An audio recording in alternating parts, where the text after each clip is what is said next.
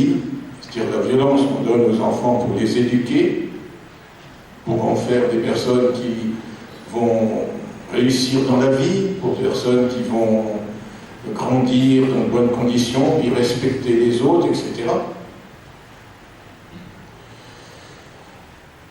Tout a commencé avec la sédentarité, c'est-à-dire avec l'agriculture, la propriété et le travail. Alors on a mis les enfants au travail, alors ils continuent à l'école parce qu'on parle de travail scolaire. Et à ce moment-là, on a commencé à les punir, et cela dans tout l'univers. Que l'on soit dans la tradition de la Bible, où on dit qu'il faut battre les enfants, il y a les proverbes de Salomon, mais qu'on aille en Chine, qu'on aille en Amérique du Sud, chez les Aztèques, qu'on aille chez les musulmans, les protestants, les catholiques, on a l'idée que l'enfant, lorsqu'il vient au monde, est un être qui porte en lui le mal, ou qui porte en lui une prédisposition à ne pas faire ce qu'il faut, et qu'il faut absolument le redresser. Peut-être le plus grave pour les catholiques, ça a été saint Augustin, au IVe siècle, après Jésus-Christ, qui a inventé le péché originel. Lui, là, il a été encore plus loin. Le nourrisson, lorsqu'il venait au monde, était maudit, et il fallait le baptiser pour qu'il aille au paradis. Donc, cette violence éducative remonte de la préhistoire. Elle est à distinguer de la maltraitance. La maltraitance est de la violence éducative grave, ou de la violence éducative lourde, ou de la violence éducative sévère. Il y a comme un curseur entre la violence éducative et la maltraitance. Un des documents que je vous ai donné, qui a été fait par l'OVO, fait le tour de tous les pays du monde. L'île Maurice n'est pas nommée. Et on voit qu'il y a une grande variabilité selon les cultures. Une grande variabilité selon les religions. Mais pourquoi s'occuper d'un tel problème? Pourquoi s'occuper de savoir si c'est dangereux, si c'est mauvais, de donner des fessées, de donner des claques, de punir, d'humilier ou de crier sur un enfant?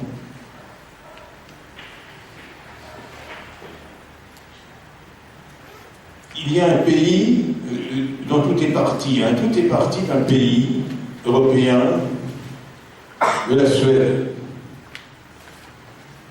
La Suède est un pays un peu spécial dans l'Europe. Au moment de Napoléon, il a mis ses frères, comme au roi d'Espagne, ou le maréchal Murat, roi de Naples. Il avait mis un certain Bernadotte, roi de Suède. Et ce Bernadotte était un maréchal, pas tout à fait comme les autres, parce qu'il avait beaucoup de compassion et d'empathie pour ses soldats.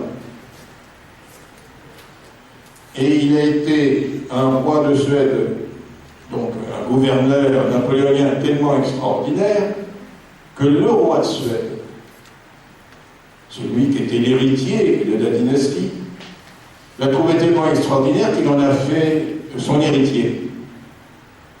Et le maréchal Bernadotte est devenu roi de Suède, alors que c'était un Français, donc un militaire français. À cette époque, il y a eu le retour de l'île d'Elbe, de Napoléon, et une nouvelle coalition qui s'est formée, faite des Prussiens, des Russes, des Autrichiens, et bien sûr des Suédois. Vous ne pouvez pas se permettre de ne pas être d'accord. Vous ne pouvez pas être tout seul à soutenir Napoléon, et puis des Anglais.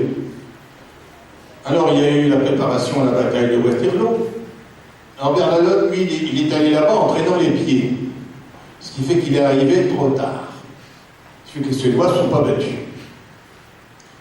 Et par la suite, il a eu dans l'idée qu'il fallait mieux développer l'agriculture, développer le commerce, développer l'éducation, que de s'armer. Et alors, il a eu l'idée que la Suède devait être neutre. Alors cette idée a continué. La Suède est restée un pays neutre, ils n'ont pas fait la guerre de 70, ils n'ont pas fait la guerre de 1914, ils n'ont pas fait la guerre de 39-45. Et puis, ils sont devenus, le peuple qu'ils sont devenus, c'est-à-dire un peuple qui avait été beaucoup moins traumatisé que les autres et qui était pour la paix. Ils étaient neutres. Il y a 32 ans, le Parlement suédois, à l'unanimité, 344 voix contre 8 intégristes protestants, a proclamé une loi interdisant la fessée. C'est une drôle d'idée, hein. Ils n'ont pas demandé l'avis du peuple. L'Assemblée, le Parlement suédois l'a décrété.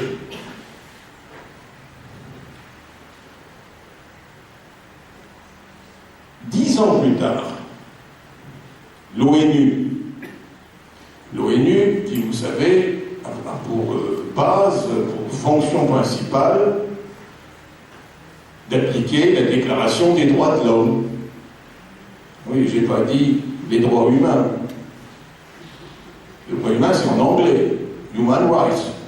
En français, c'est les droits de l'homme. On me demande où est passée la femme. On pourrait demander où sont passées les demoiselles. Vous savez qu'en France, il y a ça un mois, on a réformé tous les documents administratifs et interdit de mettre demoiselle. Il y avait toujours monsieur, madame, mademoiselle, veuillez cocher la case intéressante. On a enlevé mademoiselle. Nous n'avons maintenant que des messieurs et des madames. Et des mesdames. Bon, il n'y a plus de demoiselles. Donc, l'ONU, qui a pour mission les droits de l'homme, a eu l'idée, il y a 22 ans, de proclamer les droits de l'enfant. C'est-à-dire, ils ont dit, la déclaration des droits de l'homme n'est pas complète. Il manque un chapitre important. C'est les droits de l'enfant. C'était 10 ans après que la Suède ait déjà interdit la fessée. Alors, qu'est-ce que c'est que ces droits de l'enfant? Ben, c'est extrêmement simple. Et peut-être ça va vous surprendre. D'après l'ONU, les enfants ont les mêmes droits que les adultes. Autrement dit, pas de coups, pas de fessées, pas de faire de claques, pas de cris, pas d'humiliation. Enfin, imaginez un directeur avec sa secrétaire, ben, il n'a pas le droit de la gifler, il n'a pas le droit de hurler dessus, ni la traiter de tous les noms. Dire qu'elle est plus bête que ses pieds, enfin. Alors voilà maintenant les enfants qui ont ce droit essentiel de ne plus avoir à recevoir de coups, et le fait de recevoir des gifles, des claques, devenait interdit des cris, des humiliations. C'est-à-dire, l'enfant doit être respecté comme un adulte. Et alors ça commence quand? À la naissance. Il n'y a pas de moment où l'enfant peut être corrigé. Il n'y a pas de moment où, dans une entreprise, un ouvrier peut être corrigé. C'est la loi.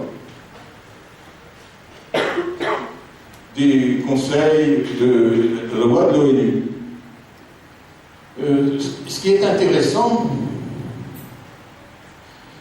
c'est, on peut se demander, mais alors, d'où ça vient finalement? Parce que bon, les Suédois, ils font ça, ils inventent. Comment ça se fait que l'ONU en rajoute, en faisant la déclaration des droits de l'enfant, reprise en Europe par le Conseil de l'Europe? Dans le monde entier, l'ONU agit, essaye de faire son travail, essaye de venir au secours des personnes en difficulté, s'occupe des enfants à travers l'UNICEF, s'occupe de la culture à travers l'UNESCO. Mais en Europe, nous avons une institution en plus, unique dans le monde, dans le continent européen. Ça n'existe pas dans le continent africain, ni le continent américain, ni le continent asiatique, pas plus l'Amérique du Nord, ni l'Amérique du Sud. C'est le Conseil de l'Europe. Qu'est-ce que le Conseil de l'Europe? C'est une institution, comme l'ONU, qui a son siège à Strasbourg, qui a le magnifique bâtiment, un tribunal assez important qui s'appelle la Cour européenne de justice. Et l'ONU a demandé au Conseil de l'Europe de faire appliquer la Déclaration des droits de l'enfant. Le Conseil de l'Europe a dit, mais très volontiers, on va s'en occuper. Et alors, ils ont commencé, il y a 7 ans, à voir comment on allait pouvoir mettre en application en Europe cet article 19 de la Déclaration des droits de l'enfant. C'est que l'enfant ne devait ni être frappé, ni humilié. Ils ont mis au point une stratégie. Pour eux, il faudrait commencer que les États fassent une loi, donc le modèle suédois.